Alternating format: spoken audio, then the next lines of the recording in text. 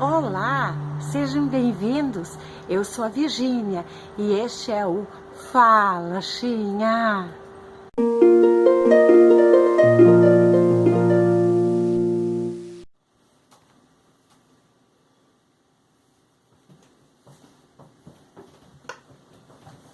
Olá, sejam bem-vindos à série Apocalipse, parte 6. E aí? Você lembra que na parte 5 eu comentei, é a minha opinião, né? Que eu penso que esse tempo da graça está para acabar a qualquer momento? Pois bem, hoje eu vou falar um pouquinho sobre isso. No dia que eu me batizei, naquela noite, eu tive um sonho, não recordo muito bem do sonho, mas era um sonho bom. E eu acordei com Jesus me falando, eu ouvi a voz. E dizia assim, o que diz em João 14, 1 e 2. Não se turbe o vosso coração, credes em Deus, credes também em mim. Na casa de meu pai há muitas moradas. Se não fosse assim, eu vou-lhe teria dito, vou preparar-te lugar. Nossa, eu fiquei tão feliz. Eu chorei de emoção. Porque era um dia muito esperado por mim, né? E nesse João 14, 3 diz assim, e quando eu for e vos preparar lugar, voltarei e vos receberei para mim mesmo, para que onde eu estou estejais vós também. Bem, você sabia que nem todos nós vamos passar pela morte?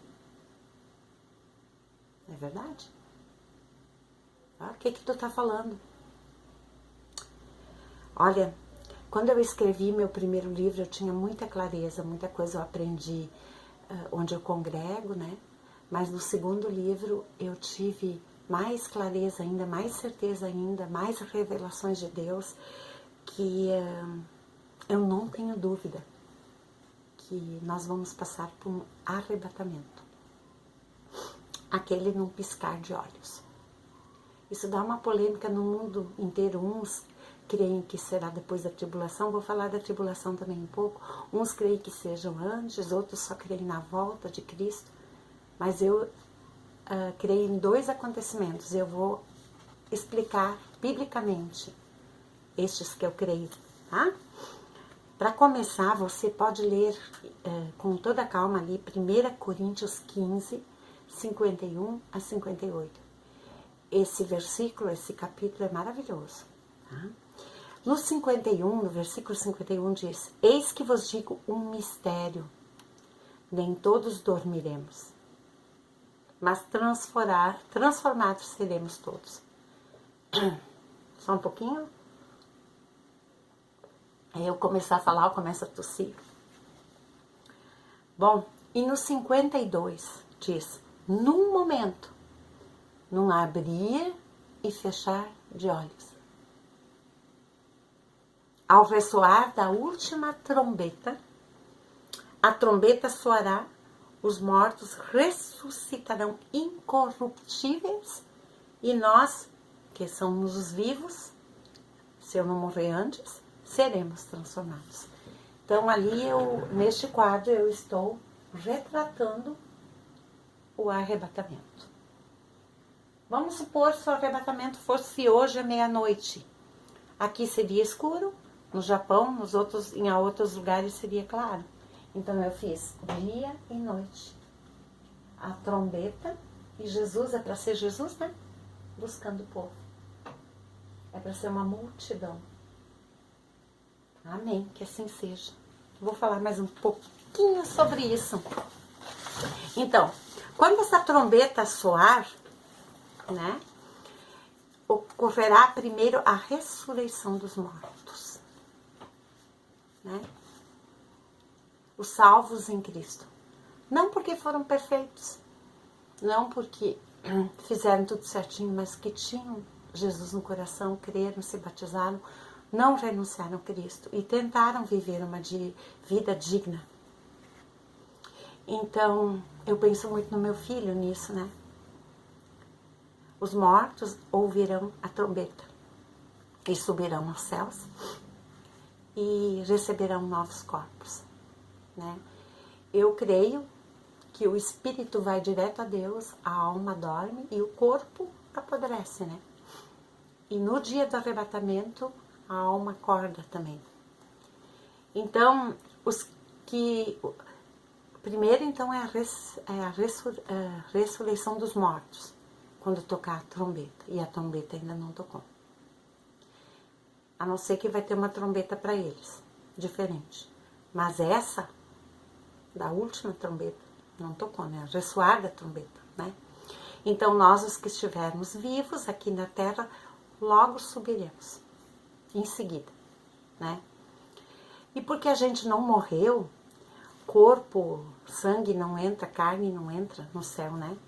Mas a gente vai ter um corpo também, não sei explicar, né? Eu não morri ainda, não sei como é que é, mas pelo que eu entendo, vamos ter um corpo transformado, né? Porque esse corpo é mortal, ele sente dor, frio, e lá não. Então, este instante no arrebatamento será como um piscar de olhos.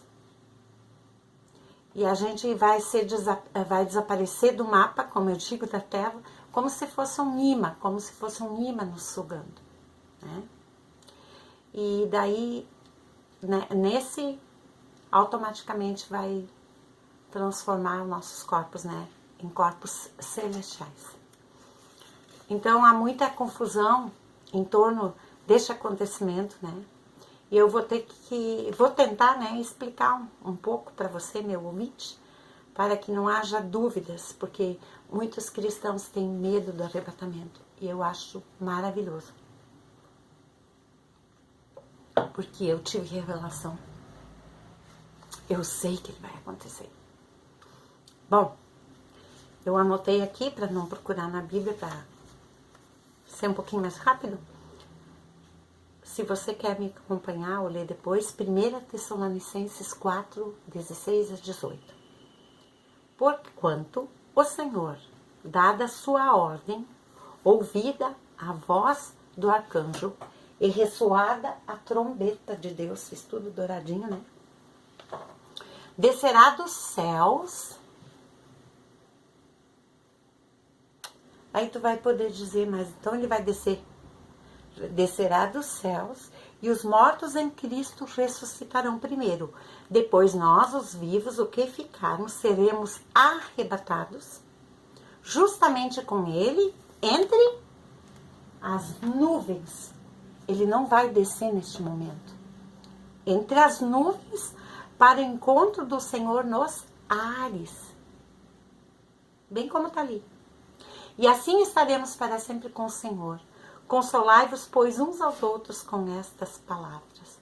Então, aqui, no 1 Tessalonicenses 4, 16 a 18, fala sobre o arrebatamento.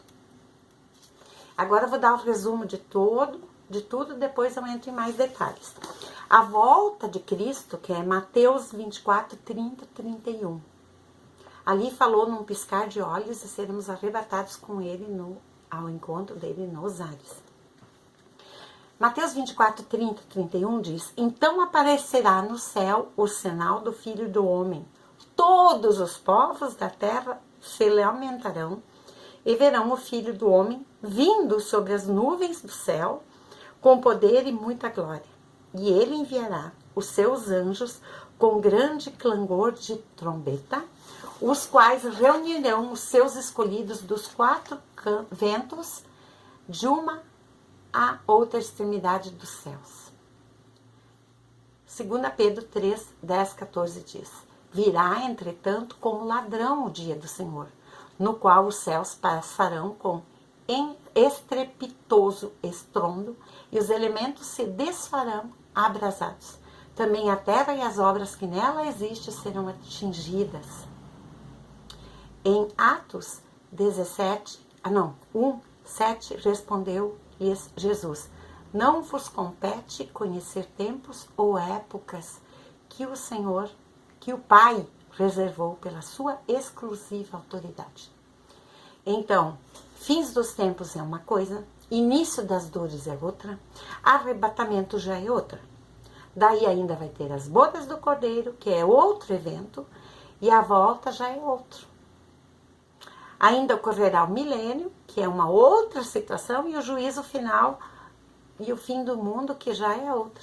E daí vem a eternidade. Temos alguns eventos que vão surgir. E muitos dizem que muitos dizem assim, que Jesus voltar nada. Segundo Pedro 3, 8, 9 diz, há todavia uma coisa, amados, que não deveis esquecer, que para o Senhor um dia é 1000 anos, e 1000 anos é como um dia. Não retarde o Senhor a sua promessa, como alguns a julgam, demorada. Pelo contrário, não querendo que nenhum pereça, senão que todos cheguem ao arrependimento. Então Deus é misericordioso, Ele está dando tempo. Mas vai chegar um tempo que Ele vai dizer, basta, né? E Ele, a cada dia, Ele está dando a oportunidade da gente recomeçar, né? Mas os discípulos de Cristo não precisam temer, porque Ele já nos preparou lá na cruz. Tudo que Ele fez na cruz nos salva da tribulação, né? Do grande dia do Senhor nós vamos estar bem, né? O grande dia do Senhor, Ele será terrível, mas não para nós os cristãos. Eu sempre lembro da oração sacerdotal de Cristo, em João 17, né? E que Ele fala naquela época com Deus e coloca nós, ainda aqueles que vão crer nele, né? E João 6,39 diz, e esta é a vontade do Pai, o qual me enviou, que eu não perca nenhum de todos os que Ele me deu, mas que eu os ressuscite no último dia. Isaías 34:8 diz que o dia do Senhor será terrível, dia de vingança de nosso Deus. Lucas 21:22 também fala nisso, mas é para quem não quer saber de Cristo. Será pior que as pragas de Faraó lá no Egito, né? Mas o dia só Deus sabe, agora a Bíblia nos dá pistas, né? Muitos não creem na parábola da figueira, eu creio. Ela está escrita em Mateus 24, 32 a 44. Você lê ela depois, tá? Mas eu creio nessa parábola, né? Jesus disse para os discípulos que de Jerusalém não ia ficar pedra sobre pedra. Daí eles perguntaram quando todas essas coisas aconteceriam. Daí ele explicou sobre tudo. Sobre sinais de sua vinda.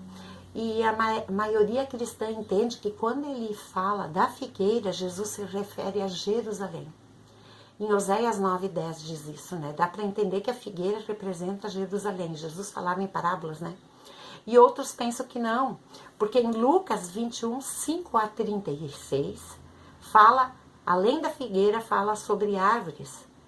Daí eu lendo isso, eu creio que eu tive uma revelação do Senhor. Senti do Espírito Santo que a figueira é o povo de Jerusalém e as árvores são as nações. Que é vários tipos de árvores, né? Daí os gentios, que eu falei ontem, né? Então, muitos afirmam que essa parábola, cristãos, né? Que pensam como eu, serve como bússola do sinal do retorno de Jesus à Terra, né? E que este tempo começaria, então, com o restabelecimento do Estado de Israel. O que significa isso? 70 anos depois de Cristo, Tito, um comandante romano, começou a destruição de Israel e os judeus se dispersaram. Minha Chiquinha.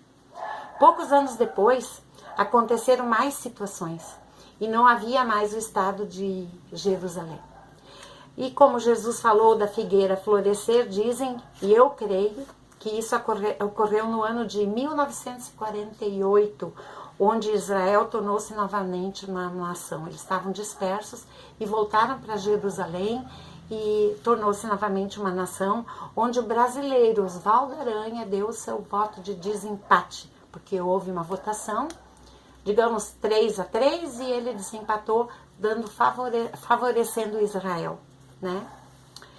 Daí outro sinal também seria Mateus 24, 34 a 35.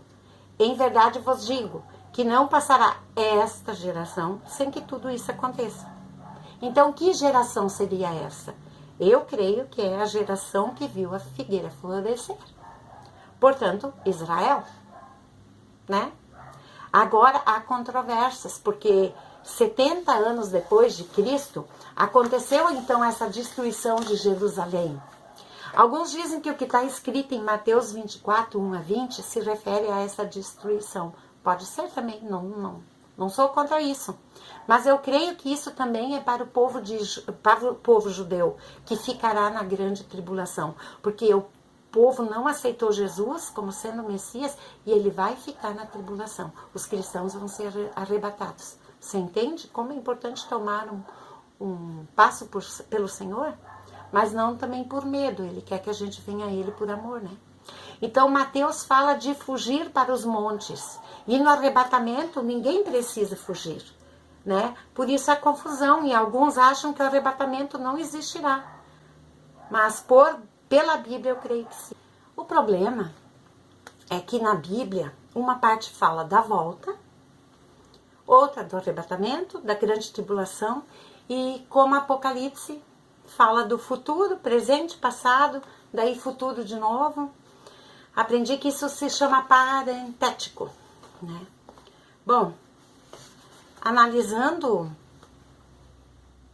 a figueira, analisa comigo.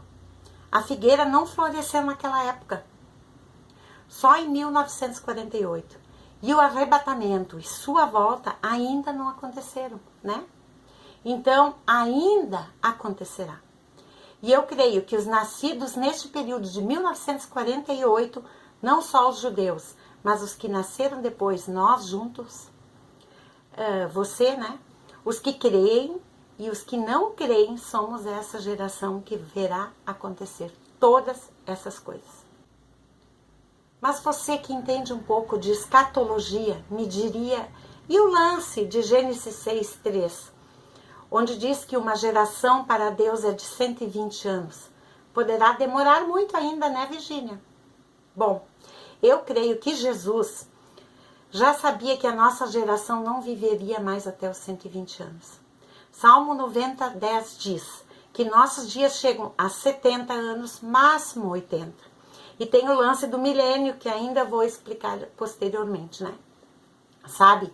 É preciso entender que Jesus falava por parábolas, mas explicava aos discípulos, e tem coisas que explicou em secreto e pediu para não registrar. Ou não explicou. Posso estar errada, mas eu acho que não vai demorar muito para o arrebatamento acontecer. E o que importa nessa história toda é que Jesus prometeu que um dia vai voltar buscar a sua noiva. Amanhã eu falo mais um pouco, continuo na parte 7. Dá um joinha, te inscreve se não te inscreveu ainda e compartilha este vídeo, porque muitas pessoas têm dúvidas e medo. Então, Deus te abençoe. Beijinhos.